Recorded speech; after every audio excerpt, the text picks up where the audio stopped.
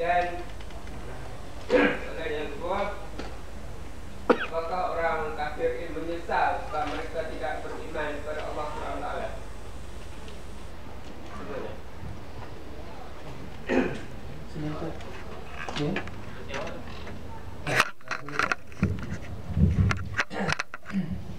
Jadi amalan orang kafir ini apakah dinilai atau tidak oleh Allah Subhanahu Wa Taala, dan apakah mereka menyesal kerana mereka tidak beriman kepada Allah?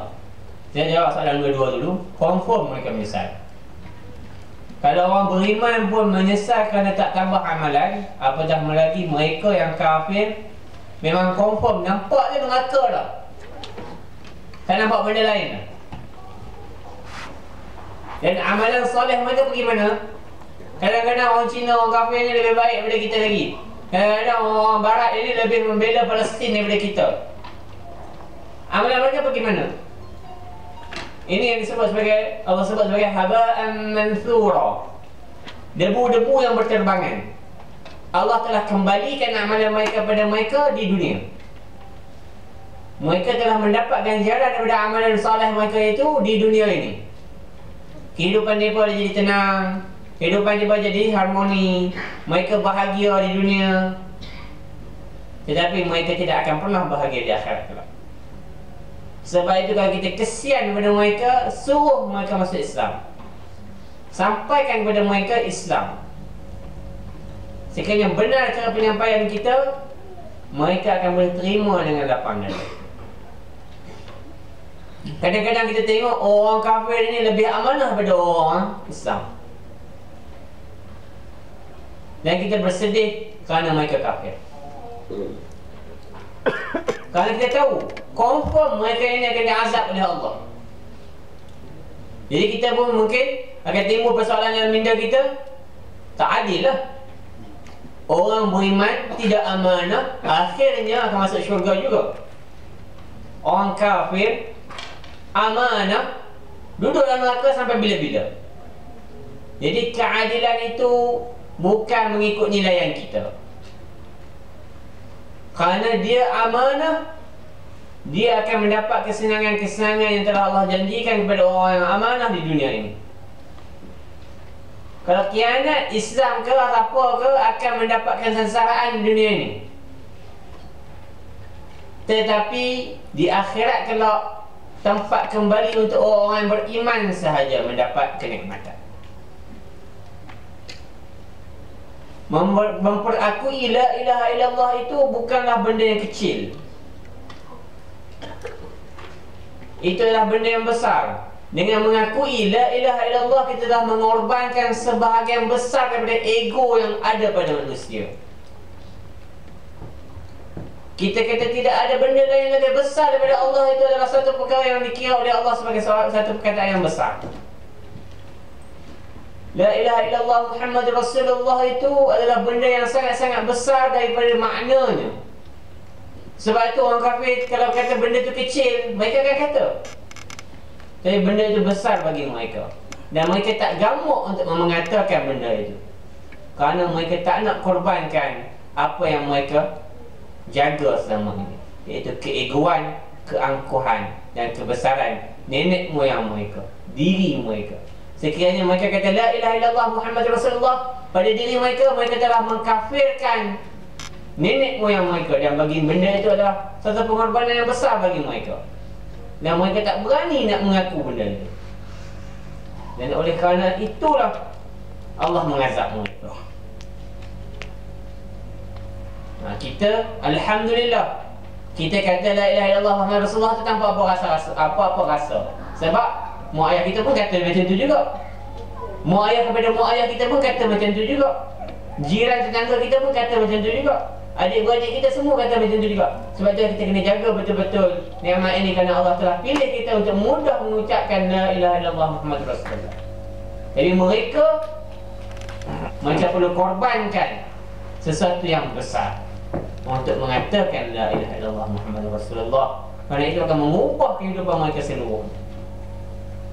Kita memang lahir dah dalam keluarga la ilaha illallah Muhammad Rasulullah, cuma perlu hidupkan la ilaha illallah Muhammad Rasulullah dalam diri kita. Kalau rajin dengarlah Radio Hakim pada pukul petang-petang tu ada dipanggil perkongsian orang yang baru masuk Islam tu. Dengar macam mana mereka berkorban. Yang terakhir saya dengar makcik India tu, dia cakap pun tak pernah faham.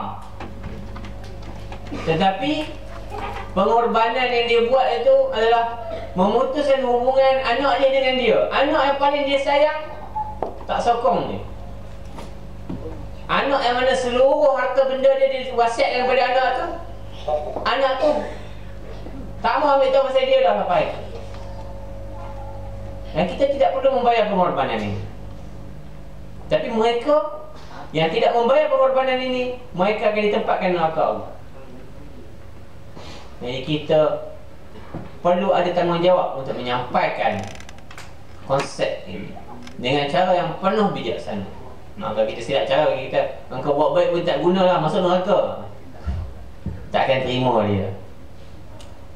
Jadi kita kena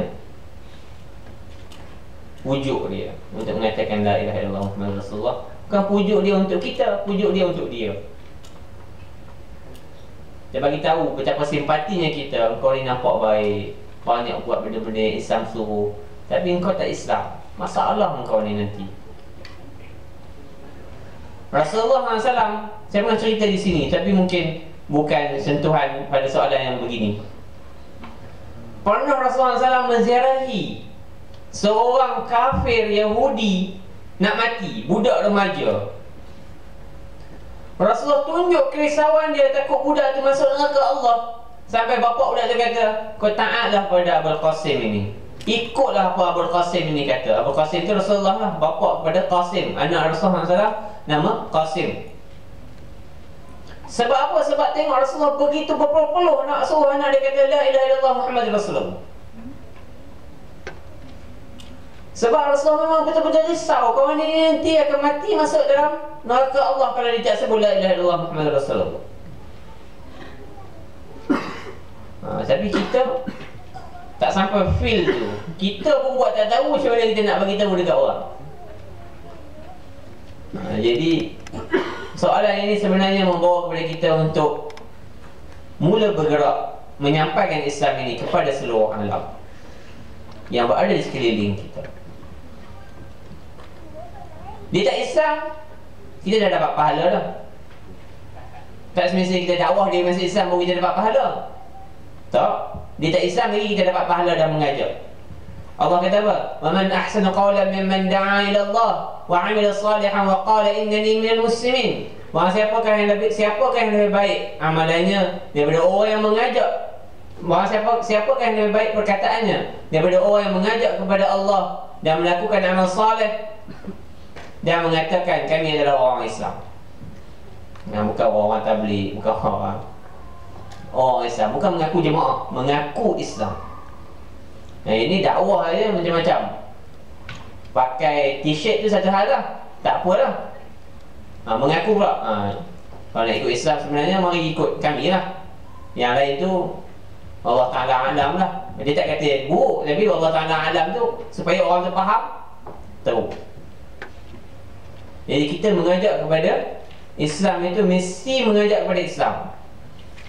Jangan kita guna dakwah kita ini dengan nama yang lain, kerana itu akan menimbulkan kekeliruan di kalangan orang bukan Islam. Islam ni apa makna dia? Islam ni apa makna dia? Islam ni apa makna dia? Pada Islam tu tak pernah ada pun nama-nama yang di hujungnya. Islam adalah Islam, agama Allah Azza wa Jalla. Harap terjawab. Historinya di belakang ada silakan. Kalau nak suara lebih kuat lagi akan mic. Inilah. Ya boleh.